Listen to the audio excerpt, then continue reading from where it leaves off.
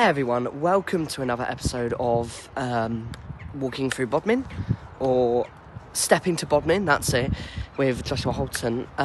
Today we are at the wonderful historical grounds of St Petroc's Church in Bodmin. Now, St Petroc's is the pinnacle of Bodmin's history. The name of the church actually comes from the name of the dwelling of the monks, Bodmin, which is quite nice.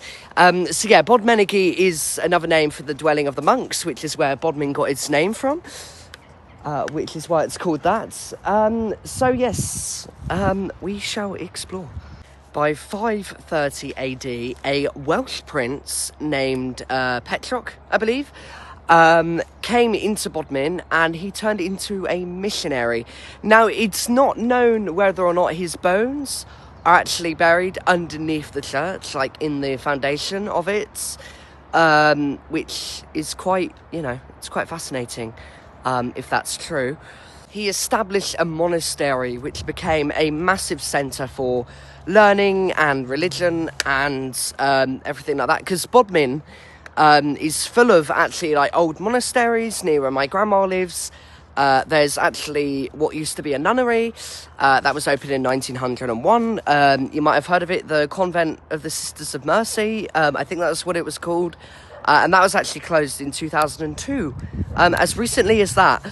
And I think it's just flats now. But Bodmin is historically a very religious kind of town. And right now I'm in the very historic churchyard, the graveyard. We've got some very old grave sites around here, and some lovely wildflowers as well. If I just turn the camera around, look at that, some really, really lovely wildflowers.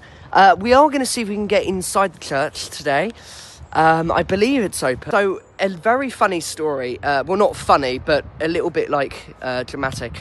In 1177, a disgruntled monk actually stole St Petroc's bones and fled to Brittany, which is in France. And what's funny is that King Henry II at the time, which was that influential, like spread to London, King Henry II at the time actually had to intervene personally to get the bones back, which makes you think, did they put them back under the church? It's been a long-standing question. Are his bones in Bodmin? The church that you see today is a perpendicular Gothic, built around the 15th century. Now, what's really lovely about this is that, excuse my really watery eyes, it's too cold for me. What's really lovely about this is that when it was built, the entire community actually pitched in to help make sure it was built. And right here, up until 1699, I believe, there was actually a massive spire at the top of the church that was destroyed by a lightning strike and never replaced, which is quite fascinating, really. A massive spire. You would have never thought it either. We are at the wonderful ruins of, I'm trying to look at the name, St Thomas's Chapel. I don't really know a whole lot about this. I didn't think to research this part, so I am going to read off this little plaque that's here. And it says that this single-storey chapel dedicated to St Thomas the Martyr was built on the 14th century during the reign of King Edward III and licensed in 1377 by the Bishop of Exeter, Bishop Branningham. The licence was granted to Richard Jewell to have divine offices celebrated in his presence by a duly qualified priest in the chapel. It's covered by bird poo of St Thomas the Martyr in the cemetery of the parish church of Bodmin. The chapel went out of use after the Reformation and became a grammar school from 1566 and a national school for girls in 1833. The list of schoolmasters ends in 1853, after which the building was disused and allowed to fall into its current state of disrepair. So it's been like this for well over 100 years. It became roofless sometime after 1873. Isn't that crazy? So yeah, this has been as ruined as it is since 1853. Graffiti was carved on the walls. Graffiti carved on the walls was perhaps the legacy of idle scholars. So hundreds of years old graffiti Goodness me. We are actually inside the chapel now. I didn't realise you could get in there. Already, without a roof, I feel like I'm kind of in a chapel already. Like, it's really weird because the windows are like still intact. The design anyway, not the glass. That would have been long gone. And it's, well, even without a roof. But as you get in here, you can just kind of feel the history of this place. And to think this was a school as well. I mean, I hope there wasn't a lot here because it's quite small. I think it's about the size of my flat, probably. Isn't that funny? We've had to cram everybody in here. That's weird. As you can see right here, I believe that this is the graffiti that they were talking about, I think. Of course, IK. Is that a K?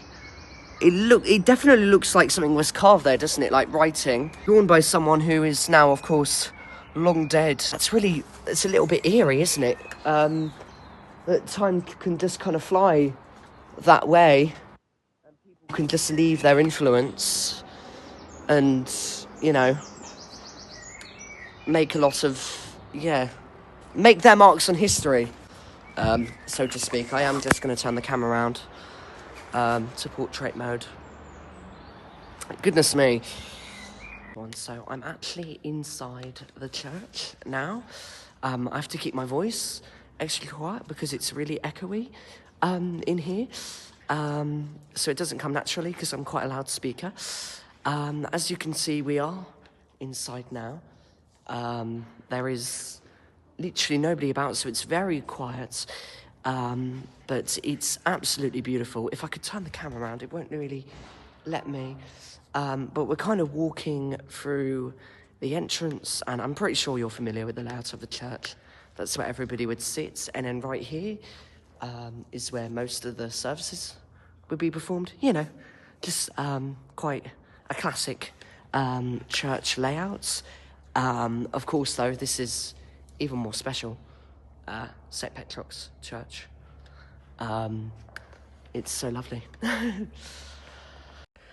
As you can see, it's an absolutely wonderful design with like many of the Gothic styles. Much of the Gothic style that you see today actually dates back from the Tudor period. Norman settlements was actually built here in the 11th century. And in 1884, much repair works were done to the church to carry out repairs to some structural issues, and they've kept it rather well. Do you remember I told you about the remains of St. Petroc earlier?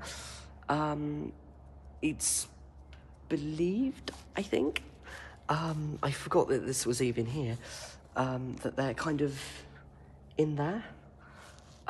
Which is funny, and I remember I told you about them being nicked in 1176, actually, from the shrine, after a disgruntled monk stole them and took them to Brittany. Funnily enough, it was actually stolen again in 1994 and found in Yorkshire. So, would it have been by another monk? Or someone who wanted to unravel the mystery? That's something else. St. Petroc's Church remains to be one of the biggest centrepieces of Bodmin's history and is a central hub for get-togethers. They do concerts now, of course, weddings, funerals and things like that, and is open 24/7 to anybody that wants to come in and explore. It really is a beautiful building and has some lovely community inside of it.